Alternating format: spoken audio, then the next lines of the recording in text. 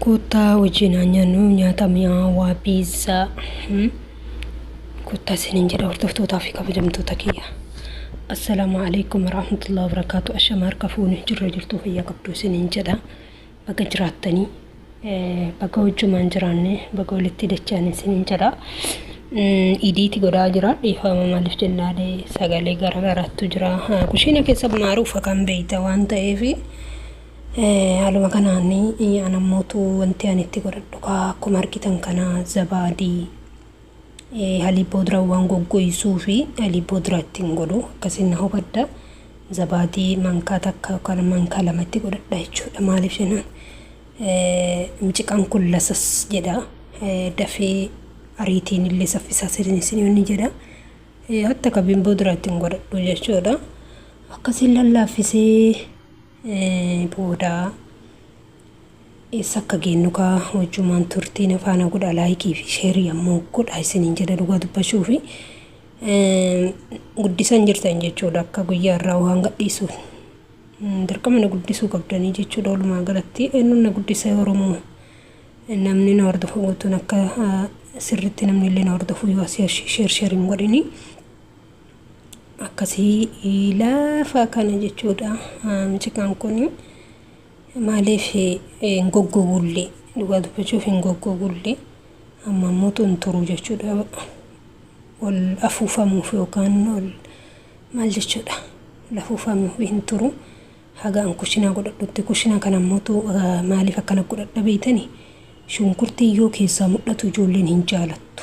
Kanaafuu walitti qabee daakaa jechuudha. Timaatimii fi shunkurtii walitti qabee daakaa yoo keessaa mul'ata waan hin beeku ijoolleen keenya kaasii dhalatanii fi kaara baallee shunkurtii keessaa mul'atan hin jaalatanii jechuudha. Waan isin ajaa'ibu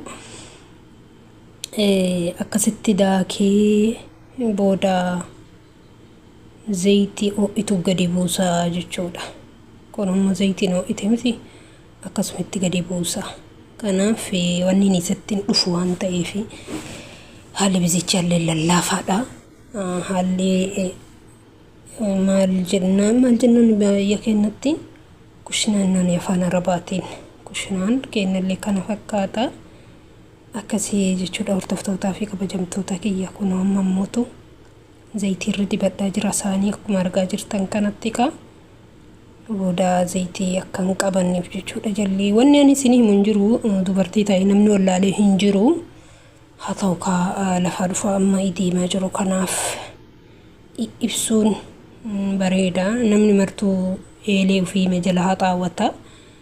Kanaaf haaraa yaamti jiraafis jechuudha. Gal'ii beekan malee qorqorroon beekanii haguma sanii akkasii hordoftootaaf kabajamtoota kiyyaa harkis tokkos ta'u akkam godharre akkuma harki tokko ta'e sanitti akkanuma gujjanna asiin kaameraa qabachaa dubartiin tun wanni isiin dadhabde hin jiru jechuudha. Maaliif manka akkana goggootaa jechuun keessaniinuu lamu akka qamashaan kun ol jedhee qixxee keessaan waliin kaaneef yoo horaante ammootu achuma wal fakkaatee diimataa jechuu barbaadeeti magaalataa waliin afuufamu jechuudha.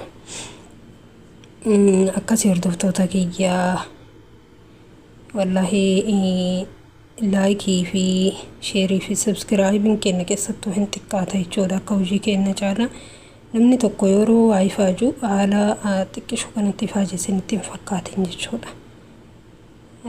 Haala laaftuu wanti hundi asiin gahu jechuudha. Dadhabbii hedduun finna yeroo finnu kana akkasii isiniin jechuu barbaadeeti. Nama hordofu saniif nama laalu saniif laaftuudha. Garuu namicha hojjete gadhiisuuf laafaa miti wallahi jechuudha. Nama kamiyyuutu baraa yoo ta'e jajjabeessa jechuu barbaadeeti. Keessattuu afaan Oromootiin sirriitti isinii haa babal'atu ijoolleen afaan Oromoo beeytan. Gaafii qabdanis gaafachuu dandeettanii jechuudha. Walumaa galatti kana akkasitti itti goggodhadhee waan faffaca'u qabu hunda irra faffacaafadhee filfirroomii kanneen illatti goggodhadhee jechuudha. Akkuma argaa jirtanii waa nama nyaachisa jechuudha. Kanaaf harki keessan hojii beeynaan birriin ni dhufa waan ta'eef harki keessan qofti hojii haa beeku. Wanti hundi wanti dhufne hin jiru jechuudha. Maaliif hadha mana arabaa dalayda malee boru mataa keetiif dalayda. harki kan kee mallaqa qaba waan ta'eef kanaaf waa hunda baradhaa jechuu barbaadeeti asumaan dhaamsa kooti yeroo baay'ee waan kana isinitti tuqa nama hedduu gaggaabbe namni araboota quuxessu hojjechuu diddaaf waa hedduu ol ka'ee biyya galee nama hedduu gaabbe jechuudha walumaa galatti kun ammoo lubbuu teennaa fi lubbuu namaatiif osoo hin taane jechuudha.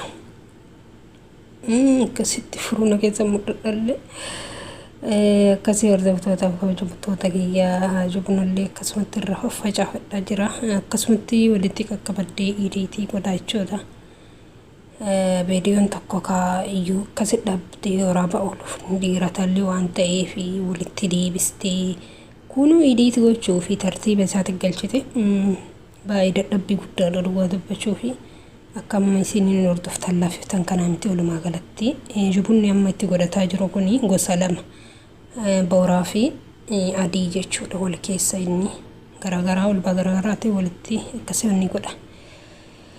Akkasii hordoftoota kiyyaa like share subscribe fi waan gaafis qabdanii warri ammoo wantoota garaagaraa gaafachuu feetan waan barbaadanii irraa gaafachuu mirga qabde waan ta'eef manni mana keessanii mana mufaaris qofaa miti mana oromoo hundaati waan ta'eef mana oromtichaa mana oromtuttiiti kanaaf share illee jajjabeessa isiniin jedha.